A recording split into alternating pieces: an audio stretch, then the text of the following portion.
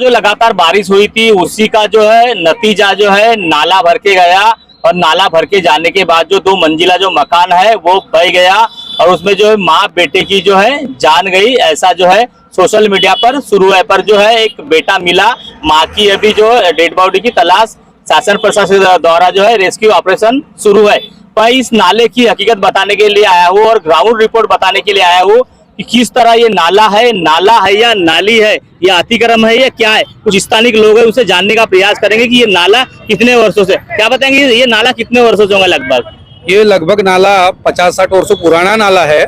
ये नाला ग्रामीण अंचल से सोनेगांव, सहारवानी, रापेवाड़ा, गोंदेघारी इधर के खेत खलियानों का बारिश आते रहता है और ये बहुत विस्तृत नाला था, लेकिन पैसे की हवस, कुछ लोगों का व्यापारी धंधा, इसलिए नाला को नाली के रूप में दिया गया है। आप देखते होंगे कि ये नाला जो है छोटा सा आपको दिख रहा है, लेकिन नाले का पुल जो बना है 50 साल पहले, ये दोनों साइड में 50-50 फीट 50-50 मीटर लंबा है, लेकिन यह पानी के स्रोत निकलने के लिए जो इन्होंने एकदम छोटा रखा है।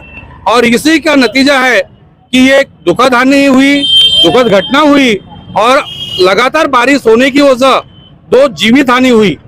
पैसा अलग मुआवजा है, लेकिन किसी की जान हम ले नहीं सकते और कहीं दे नहीं सकते, लेकिन पैसे की हवस की वजह कुछ पैसा कमाना और अतिशय इसमें शासन प्रशासन दोनों लिप्त है, क्योंकि इस विभाग को परमिशन देने के सिवा मकान बनानी होगा।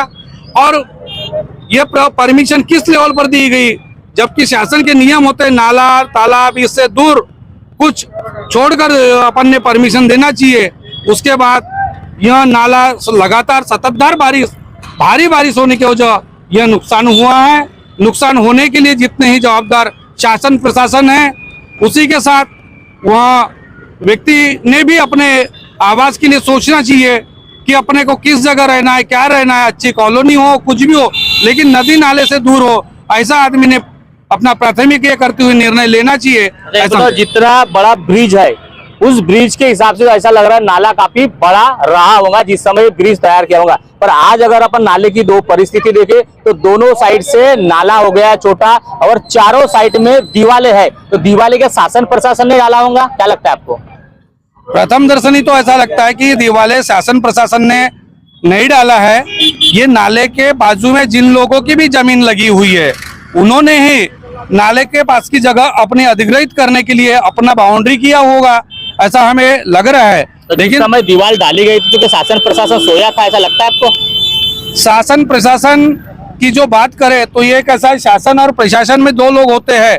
शासन करने वाले को और उस पर राज करने वाले, दोनों लोग कहीं ना कहीं मानव समाज है, एक दूसरे से मिले हुए रहते हैं और इसलिए नजरअंदाज करते हुए इन बातों को चल देते, उन पर गौर नहीं डालते, जिससे लोगों को खामियाजा भुगतना पड़ता है और उस खामियाजी की पूर्तता हो नहीं सकती। तो देखिए आपने, यह नाला बन चुका है, नाली जिस तरह कल हादसा हुआ है वो हादसे में लगभग माँ बेटे की जान गई है। पूरा 2 मंजिला जो है वो नाले में घुस गया है। ऐसा लग रहा है कि कोई भूकंप आया होगा। कल जो है एक डेड बॉडी मिली और एक डेड बॉडी की जो है रेस्क्यू ऑपरेशन शुरू है, अभी भी उसकी जो है डेड बॉडी मिली नहीं। अगर अपन बात करें तो दोनों साइड में दीवारें दिख रही है, ऐसा लग रहा है कि ये बॉर्डर है, जैसे हिंदुस्तान पाकिस्तान का बॉर्डर होता है, तो ऐसा लग रहा है कि बॉर्डर है, मतलब पानी नहीं जाना चाहिए। पर यह बॉर्डर जो दिया है, दीवारें दिख रही है, ऐसा लग रहा है कि नाले के ऊपर ही है। तो ये कि नाले के ऊपर अगर है तो शासन प्रशासन का बुलडोजर क्यों नहीं चलाया जा रहा है? अगर अतिक्रम नहीं है तो फिर ये लोगों में चर्चा क्यों है? इसके ऊपर भी शासन प्रशासन ने दखल देकर इसकी पूरी जो है जांच पड़ताल कर जिन्होंने भी अतिक्रम अगर किया होगा उनके ऊपर कार्रवाई की मांग गोंदिया वासी कर रहे हैं, क्योंकि इस प्रकार की जो हानि हो रही है, नाले से पानी नहीं जा रहा है, लोगों के घरों में पानी घुस रहा है, रोड से पानी जा रहा है, तो इसकी भरपाई कौन करेगा? ऐसा सवाल जो यहाँ पे उपस्थित हो रहा है।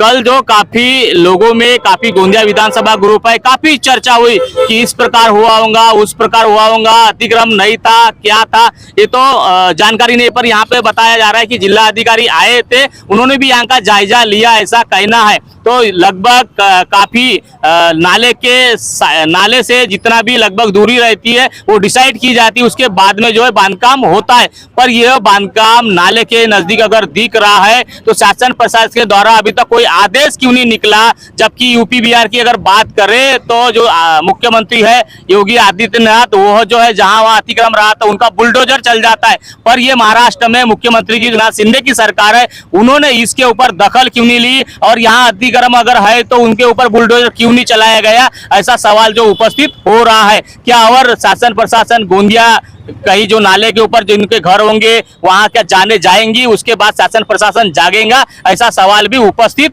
हो रहा है। काफी चर्चा ये शुरू है कि अतिक्रम होगा नहीं होगा, मालकियत की जमीन होंगी। तो क्या है इसका राज, क्या है इसका कारण, तो जिलाधिकारी और जो नगर परिषद के मुख्य अधिकारी, उसी तरह यह फुलचूर टोला ग्राम पंचायत का इस साइड का परिसर आता है, तो फुलचूर टोला ग्राम पंचायत के सचिव सरपंच आप किस प्रकार की भूमिका अगर लेते हैं तो ये देखने वाली बात होगी। खबर प्रकाश होने के बाद क्या आदेश निकलता है, शासन प्रशासन दखल देती है, जिन्होंने अतिक्रम अगर किया होगा उनके ऊपर कार्रवाई होती है नहीं होती है, देखने वाली बात होगी। सरोज कावड़े के साथ महेंद्र लिल्लारे, गोंदिया।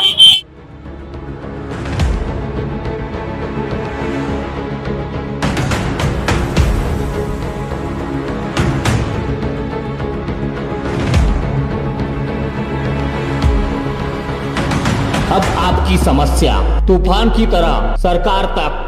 न्यूज़ प्रभात मीडिया।